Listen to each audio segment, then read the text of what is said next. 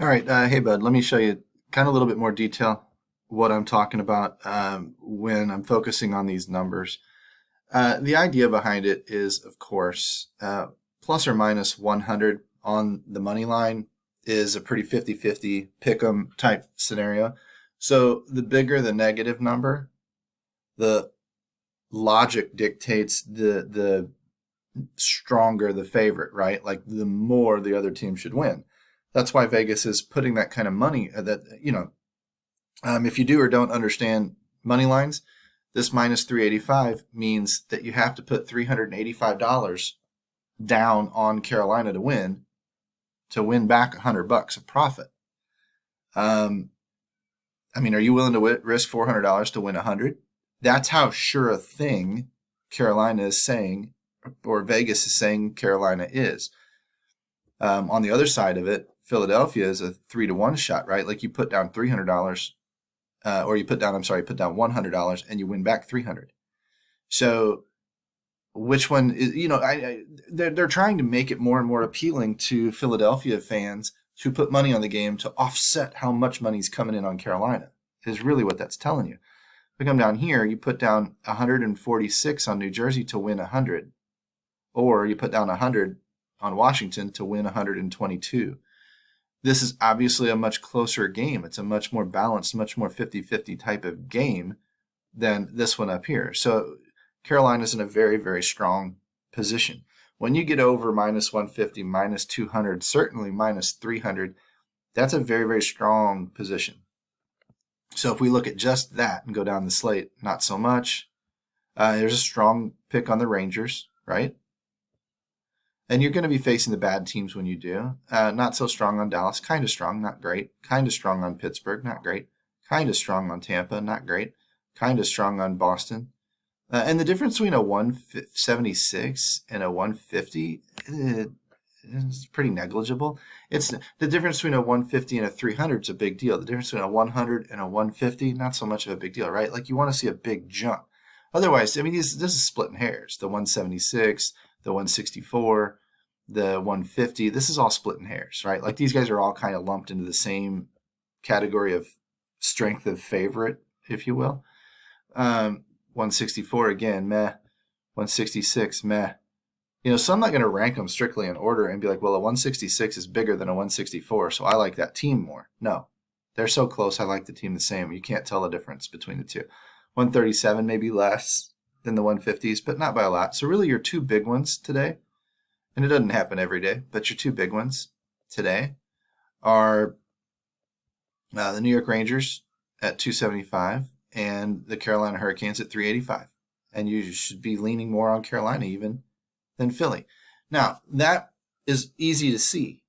So odds are people are going to gravitate towards that. And so Carolina might be chalky tonight, right? So you might actually say, I don't want to put my money there. I'd rather put my money on the second team, which is New York. And then I'll find another team to pair with them. And, maybe that team's the next one in line, which is the 170 something, which is Boston. Maybe you feel like Edmonton's strong, not a strong favorite. You don't have to go strictly with Vegas.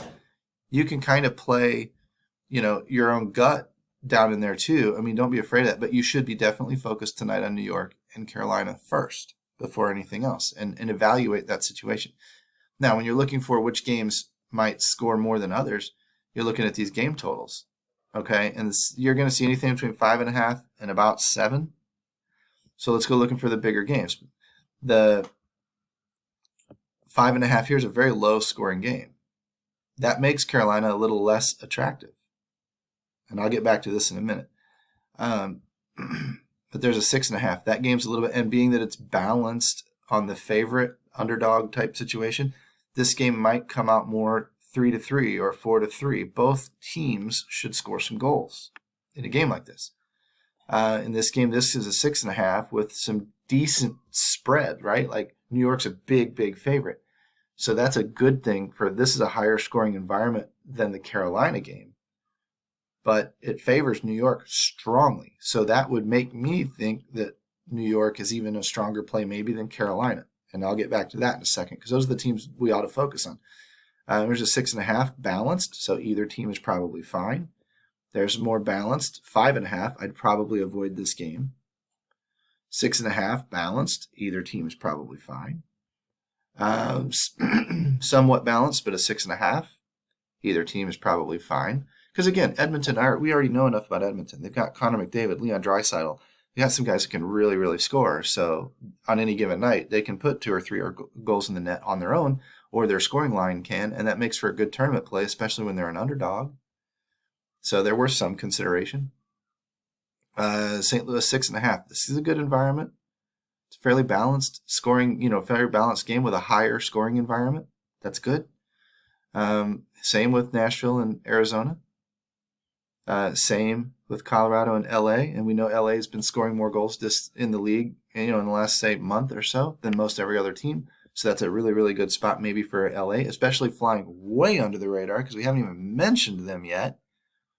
And I mean, if they're a high-powered offense in an environment dictated to be, 3 or 4 goals per side, okay, that's a good thing. And if nobody's on them, that's where I might differentiate myself off of the Carolina chalk if Carolina happens to be a chalky team. More balanced, higher scoring environment, that's good. Okay. Now, the thing that I look for is I look for the juice, too, to see is this line really going to move or not, right? Like this side should be the under 6.5. This side should be the over 6.5. Well, this one is the minus 115. Remember, minus 300 in the money line is stronger than minus 100. Well, to a smaller degree, minus 115 is stronger than minus 105 because again, you have to put $115 on this to win 100. Here, you only have to put $105 on it to win 100. So there's more risk on this side, that means that's the side Vegas is trying to discourage you from. When Vegas is trying to discourage you from placing a bet, they want you to put it on the other side to balance their books. That's what Vegas is trying to do. So when I look at these numbers, I'm looking for those types of scenarios where this is leaning ever so slightly towards becoming a 7.0 instead of a 6.5. Now, it won't do that. They very rarely go to 7.0.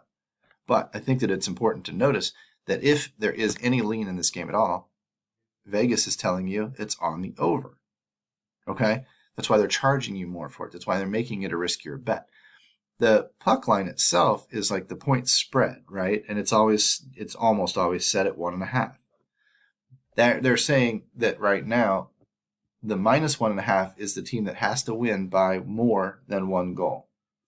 And that's the underdog pricing. This is another indicator of the balanced scoring, right? Like this money line being close together is typically indicative of a point spread leaning towards the underdog, the plus side. And the reason why is because, again, if 2 teams are fairly equal and you're giving a team an extra goal, right? To like the favorite here, the minus 1.5 has to overcome kind of starting the game off down 1-0 and then still has to win the game. You see what I'm saying? Imaginary scoring down, starting the game down 1-0, and then you have to win the game, like 2-1 or 3-1 or something like that to actually make this thing work, right? You have to win by more than 1.5 goals. That means in the closer game, when it should go more 4-3, 4-4, 3-3, blah, blah, blah, then the Vegas is going to be punishing you for betting that underdog in this scenario, right? Because they're looking at they're putting all of that price minus 200 again. You have to lay $215 to win back $100 versus down here, you can lay $100 and win back 175. Okay. So again, in your head, you can see this and say that all makes sense. They're predicting a very, very close game. They're predicting a higher scoring game, 4-3, 3-3, whatever, which is fine. But they're predicting a close game. Well, the money line shows that because no team has a major advantage. And the underdog, the plus 1.5, the team that can still lose the game by 1 goal and pay off the bet is a very, very bad price at minus 215. It's a very, very strong juiced bet. So this game is predicted to be very, very close tonight. So what I'm looking for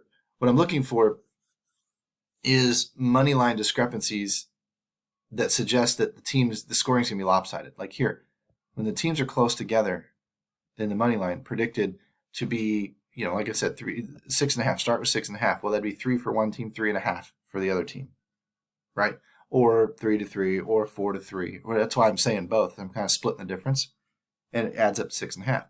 Well, if this team was more favored, more heavily favored, then out of that 6.5, it would start going, instead of 3-3 or 4-3, it would start going more 4-2, 5-1 would be more of the prediction, right? And then this number in this puck line would come down more to where it's either more balanced in its pricing, or the money, the juice, the big minus number would actually come down here on the minus 1.5. So let's go back up to Carolina, and let's take a look at what that says. So you've got your big discrepancy, right? Your minus 385 and your plus 300. You've got a low scoring game. 5.5 in some, 6 in some others. There's a 6.5. If I had access to Sports Illustrated Sportsbook, I'd bet the under on this number right here, because first of all, it's paying crazy odds at plus 105 when it should be juiced to the under. That's sports betting dream. Anyway, I'm looking at the big discrepancy in the money line, and I'm saying this game should not go. So let's call it 6, okay? Since these are all 6s, even though we know it's leaning 5.5, let's call it 6. That'd be predicting if the money line was close together, like the others, like minus 110 to plus 105, or minus 150 to plus 125, or whatever. If that's what the money line was looking like, they're predicting this game going very much 3-3, maybe going to overtime or whatever. And the juice would be down here on the underdog, because again, a close game would favor the guy getting the points, would getting the extra goal, and he can lose the game 3-2 and still win the bet, right? So that's going to bear out in a scenario like that. But when the money line is so lopsided, this is very much predicting more of a 4-2, 4.5 to 1.5, 5-1 type outcome, meaning all the goals should come on the Carolina side. That's how you figure out implied goal total. Implied. There's a formula for it. I don't know how to do it. I do know how to do it in NFL, but you'll see it work out just the same in baseball, football, basketball, whatever, hockey. It works out just the same. So when I see this is, I know this big number here tells me this isn't an even spread 3-3 on the 6, right? This is more 4-2. 5 means Philly should not score very many goals tonight. Most of the time, right? Like, I mean, any given day, anything can happen. But most of the time, if they played each other 100 freaking times, Carolina is going to win 4-2 more often than they win 3-3 or 4-3, more often than Philadelphia wins, more often than, the most common scenario, the most common outcome is being predicted by the ultra smart people in Las Vegas to be Carolina scoring quite a few more goals than Philadelphia. So that's why they're a good offense to target. They should score goals. Now, you still have to pick the right players. So look at who usually does the scoring. Aho, Teravainen, whatever. Look at who usually does the scoring, and then play the odds. Target those guys, right? You're still going to get let down more times than you're going to work out, but you're going to work out doing this more often than any other method. Okay, that's the point. So if I look at the other game that I wanted to target, which would be New York. This is a little lopsided. Not maybe as bad as the Carolina game, but it's a little bit lopsided. It's a 6.5 total. They're calling for more of a 3 to 3.5 or a 4-3 type of game, right? But this is lopsided. That's why these numbers are the same down here. They're saying that this giving the underdog a goal and a half, they're saying that the favorite might overcome that anyway, right? Like New York might win this game by 2 goals or 3 goals. That's what this means when it's balanced. They're saying this is actually a game where New York can cover the minus 1.5. Well, it's a 6.5 total, which is high, which is good. New York should cover the 1.5 or be really, really close to it most of the time. That's really, really good. So that means that New York with the big spread or the big difference in the money line is a good offense tonight to target. Again, this game might go, instead of 3-4, this game might go 5-2, 6-1. Hell, it might go 6-0, whatever it is. Montreal is not a very good offense to target tonight, even though the last time we did this, of course, Montreal won the game. But